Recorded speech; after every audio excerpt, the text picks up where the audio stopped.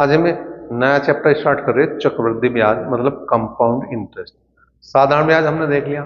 साधारण ब्याज और चक्रवृद्धि ब्याज में जो सारी चीजें वही हैं। कैसे?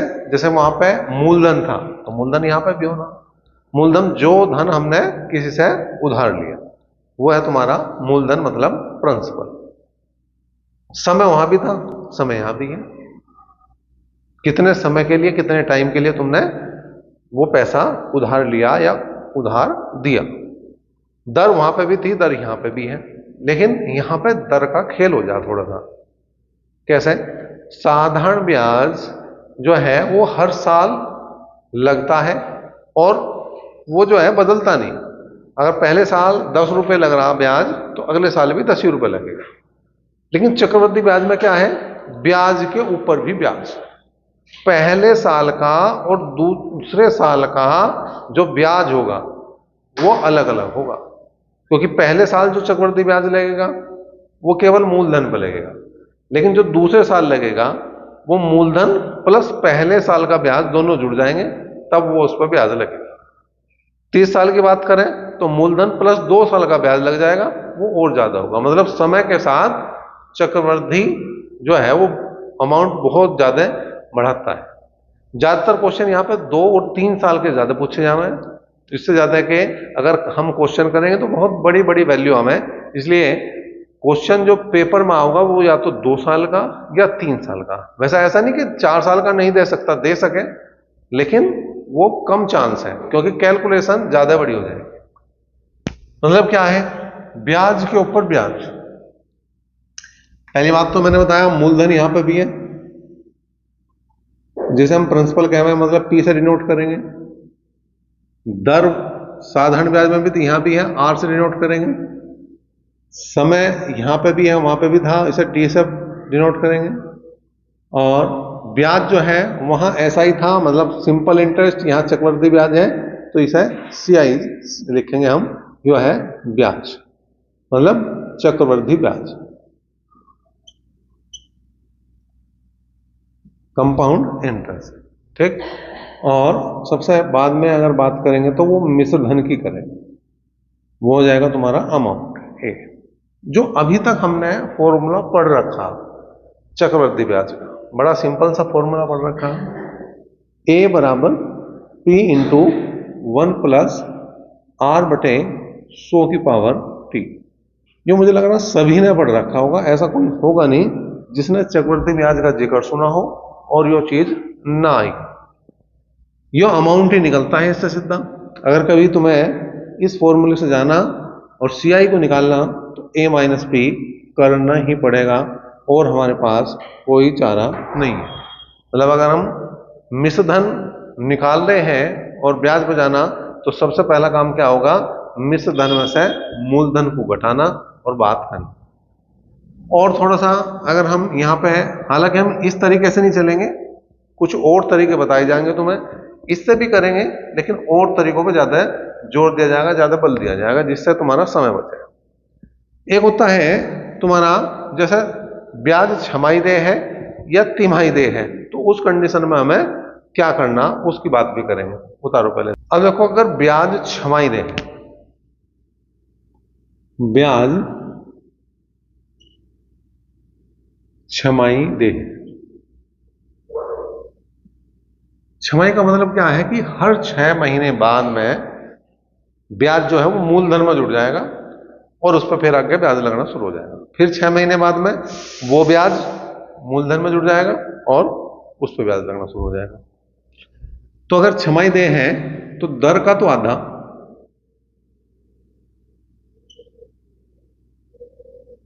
और समय का दुगुना करते हैं।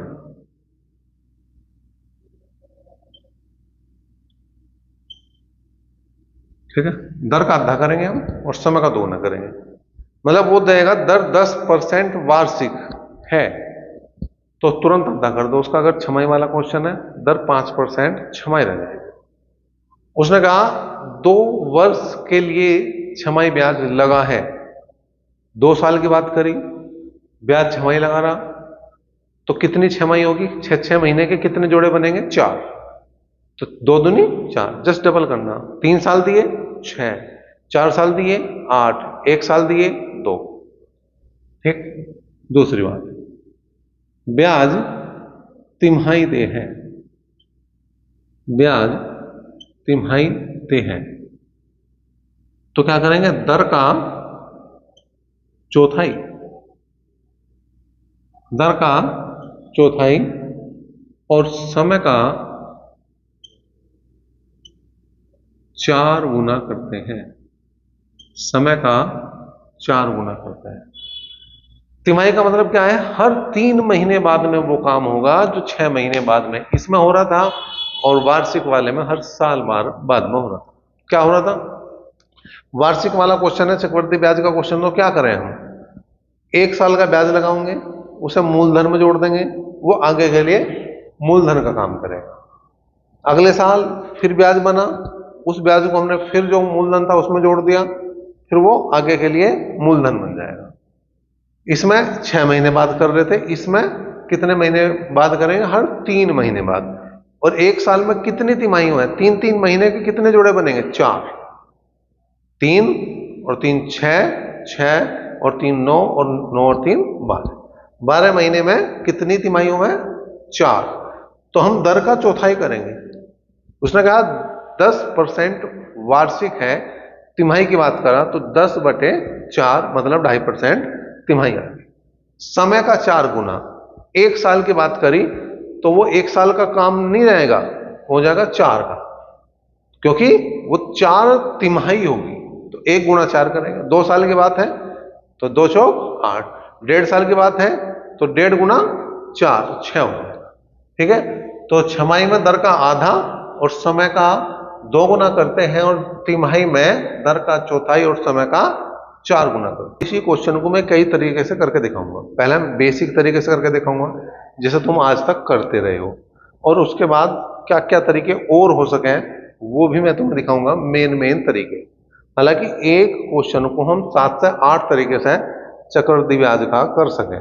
ठीक है, वो सारी मैंने पहले डाल रखी वीडियो, 7 तरीके एक वीडियो में, और 8वां तरीका जो है उससे अगली वीडियो में, अगर उसे देखना चाहो तो उसे भी देख सको। लेकिन यहाँ पे जो मेन है केवल मैं उनकी बात कर रहा हूं।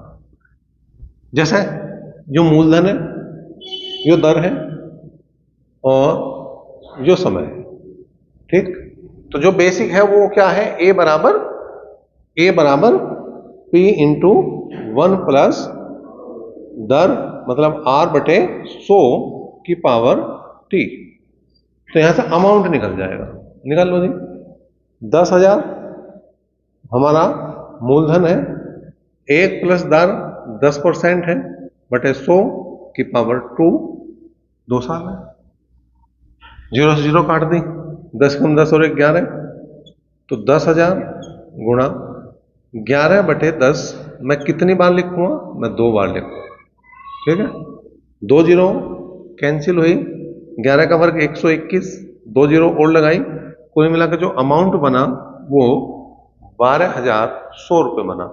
लेकिन अमाउंट नहीं चाहिए, चक्रवृद्धि ब्याज चाहिए, सीआई का मान चाहिए। सीआई बराबर A-P होता है। ए का मान आया 12,100 रुपये, उसमें से 10,000 घटा दो, तो कुल मिलाकर 2,100 रुपये जो है वो क्या है, वो आपका सीआई है। सिंपल, बिल्कुल जो आज तक करते आए वो इस तरीके से करते आए। अब आगे जो हम दूसरा तरीका लेंगे, जो हमारा पहला तरीका हो गया जो सभी जानते हैं, और इसी को थोड़ा सा रूप बदल के हमने काम करा। कैसे, जो परसेंटेज है उसे लिया हमने 10%। 10% को हमने अगर फ्रैक्शन में तोड़ देंगे तो 1/10 बनेगा। 10/100, 1 जीरो से 1 जीरो कट गया, 1/10 बना। तो अमाउंट अगर निकालना तो सबसे पहले मूलधन लिखो, गुणा हमने क्या बताया था, जब साधारण ब्याज पढ़ाया था तो बताया था यो ब्याज है और यो मूलधन है। अगर इन दोनों को जोड़ दो तो मिश्रधन हो रहा। तो वही करा मैंने, 10 और 1 11/10 कर दिया। क्यों, क्या निकालना हमें, मिश्रधन है। तो वही करा मैंने। ऊपर मुझे क्या चाहिए, ऊपर मुझे मिश्रधन ही चाहिए। साल कितने हैं, 2 है, तो 2 बार यो काम करूंगा मैं। हल करा, कितना आ गया, 12,100 रुपये। फिर से वही बात, अगर मुझे सीआई निकालना तो A-P करना पड़ेगा, और 100 में से 10,000 माइनस करना पड़ेगा, तो कुल मिला के 2100 रुपये हमारा आंसर एक बार फिर से बन जाएगा। ठीक है, तो यहां पे हमने क्या करा, उसी का रूप छोटा करा, जो वही है, बेसिक वही है इसका, लेकिन उसका हमने रूप छोटा कर दिया, उसे तोड़ दिया दूसरे तरीके से, तो ये हमारा सेकंड मेथड बनेगा। अब हम तीसरे मेथड की तरफ चल रहे हैं। टाइप नंबर 3 की बात करें, क्या है भाई, जो परसेंटेज है वही ली, इसे फ्रैक्शन में तोड़ा 1/10। ठीक है, वही बात है जो हमने सिंपल इंटरेस्ट में बनाई, यो ऐसा ही है, यो ठीक है। अब क्या करना, 10 लिखो जी, और 10 रे 11, 10 रे 11। ठीक है जी, कितने हैं साल, 2 बार लिखो, 3 हो तो 3 बार लिखो, 4 हो तो 4 बार लिखो, 5 हो तो 5 बार लिखो, 10 हो तो 10 बार लिखो, गुणा कर दो, इन दोनों गुणा यहां करके लिखो, इन दोनों गुणा यहां करके लिखो, यो आ गया 100, यो आ गया 121, यो मूलधन है हमारा, यो हमारा मिश्र धन है, और इनका जो अंतर है वो ब्याज है। अंतर कितना आ गया, 21। मूलधन कितना मेरा, 100, यहां के हिसाब से, इस डाटा के हिसाब से, लेकिन क्वेश्चन के हिसाब से कितना है, 10,000। निकालना क्या मुझे, ब्याज। अभी तक मैंने जो 2 तरीके बताए, उन दोनों में पहले क्या निकालना था, अमाउंट, मिश्र धन, लेकिन इस तरीके में हम अमाउंट चाहिए तो अमाउंट निकाल लेंगे, और अगर हमें कंपाउंड इंटरेस्ट मतलब चक्रवृद्धि ब्याज चाहिए तो डायरेक्ट हम उस पर चले जाए, क्योंकि हमें पता है 21 है, बराबर किसके है, CI के। 2 0 2 0 गई, कुल मिलाकर क्रॉस मल्टीप्लाई करेंगे तो 2100 रुपये हमारा क्या आ जाएगा, चक्रवृद्धि ब्याज। टाइप नंबर 4 की हम बात करें तो इस बार लेंगे हम ट्री मेथड। ट्री मेथड में कितना ही बड़ा क्वेश्चन हो वो भी आसानी से हो जाएगा। जैसे 10% है, फिर वही बात है, इसे फ्रैक्शन में तोड़ेंगे तो 1/10। अब इसमें क्या करना तुम्हें, जो जो हर है उस पर ध्यान देना, जो भी हर है उसकी पावर जितना समय हो वो कर दो। हर कितना है, 10, तो 10 की पावर कितनी कर दूं, 2, तो वो आ गया 100। ठीक है, और इससे उतनी ही टांग खींच दो जितने साल है। अगर 2 साल है तो 2 बार ऐसे लाइन खींच दो, 3 है तो 1 और लाइन बढ़ा देंगे, 4 है तो 1 और लाइन बढ़ा देंगे। ठीक है, अब यहां 1/10 लिखेंगे, 1/10, 1/10 कहां से है, यहां से 100 पे 1/10 अगर मैं निकाल लूं तो 10 रुपए हो गया, 100 का 1/10 निकाल लूं तो यो 10 रुपए हो गया। अब ये समझने वाली बात है, ये पहले साल चल रहा है, ये पहला साल है, फर्स्ट ईयर है यो। ठीक है, ये फर्स्ट ईयर है, और यो जो है यो है सेकंड ईयर।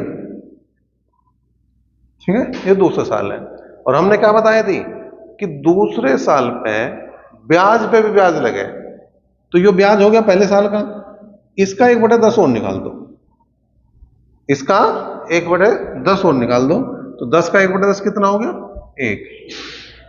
तो यो टोटल जो है वो क्या बन गया भैया, ब्याज बन गया।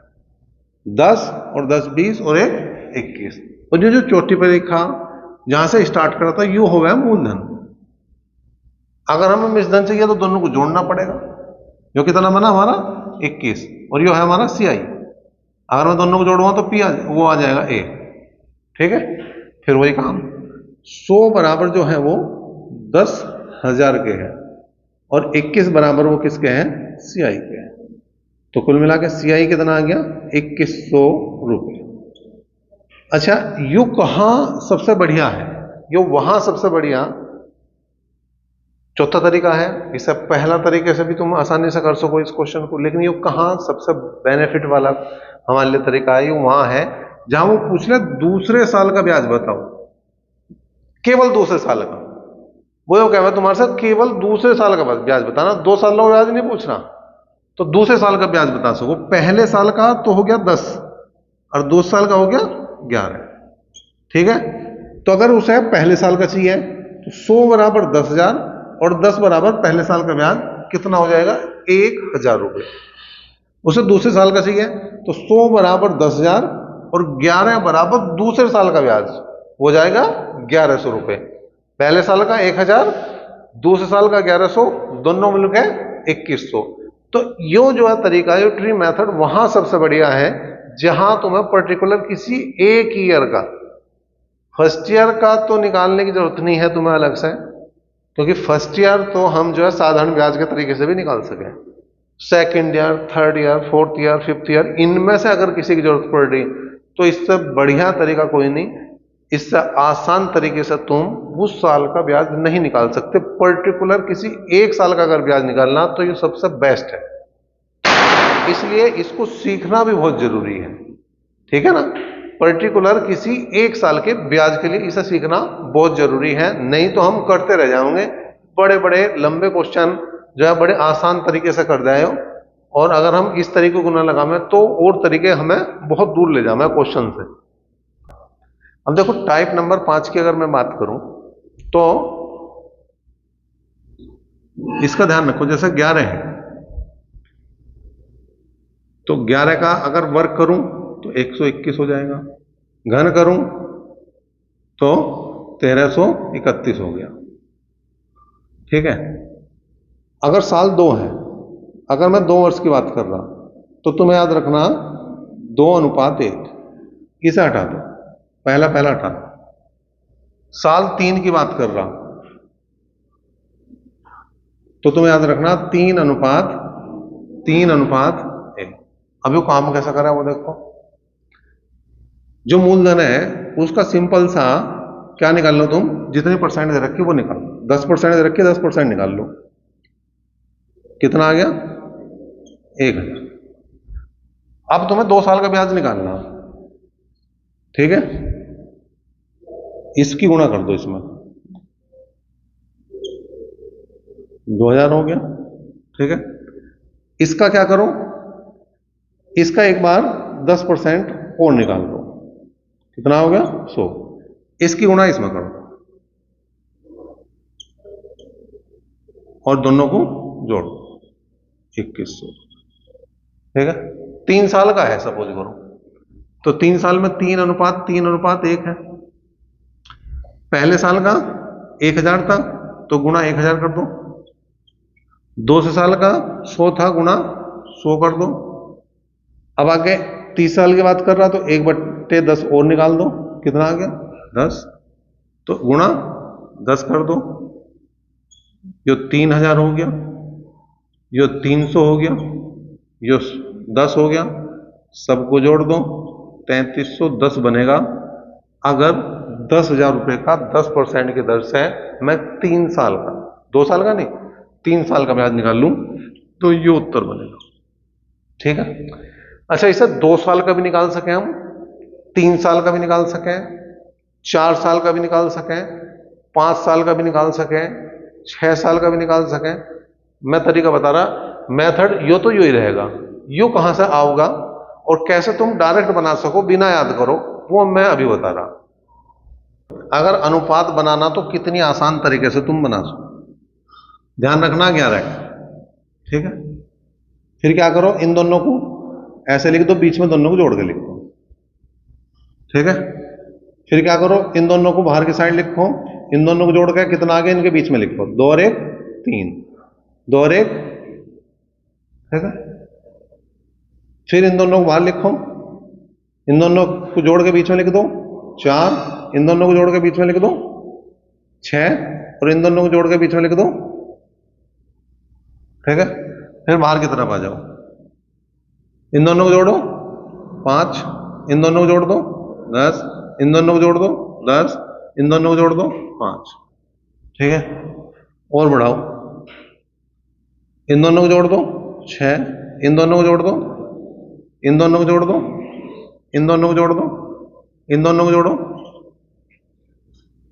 यो क्या है, यो है 11 का 11, यो क्या है 11 का वर्ग, यो क्या है 11 का घन, यो क्या है 11 की घात 4, यो क्या है 11 की घात 5, यो क्या है 11 की घात 6। ठीक है, मान आ गया समझ में। अब इनमें सब में से यो हटा दो,